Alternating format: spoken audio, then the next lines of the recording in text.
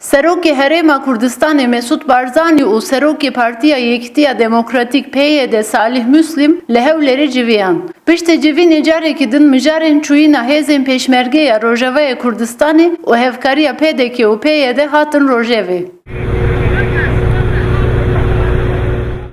Li gorî hin akademîsyenên Bakurê Kurdistanê hevdîtin ji bo lihevhatina Kurdan û statûya Rojavayê Kurdistanê pengavekî giring e. Kürtlerin birlikleri her zaman Kürtleri yüceltecek, birleştirecek. Ji bo Kurdan yekîtî gelek giring e. Di paşarojê de di nava Kurdan de krîzên mezin derketibûn. Ji ber van krîzan hêza Kurdan qas bû.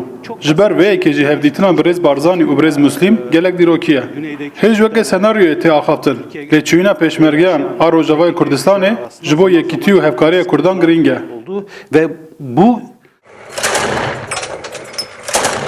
Hin akademisyen jî di wê baweriyê de ne ku Amerîka dixwaze YPG legalize bike. Ji bo vê yekê jî giringiyekî mezin dide çûyîna pêşmergeyan bo Rojavayê Kurdistanê. PYD û Mesûd Barzanî yani Herêma Kurdistanê li hev hatin ev nîşaneya Ittifaqa Kurdan e.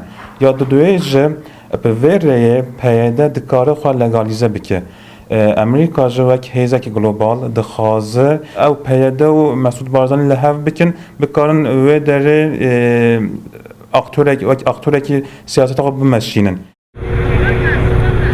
Hêzên Pêşmerge herî dawî di yekê sermaweza 2014 de derbasê Rojavayê Kurdistanê bûbûn. Bi hevkariya pêşmerge û gerîlayên YPG, Daesh ji Kobanî hatibû derxistin.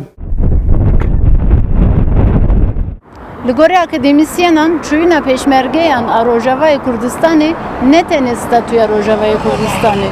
Dê di heman demê de statûya YPG ya navneteweyî jî mîsoger bike. Gönül Morkoç, Rudaw, Amed.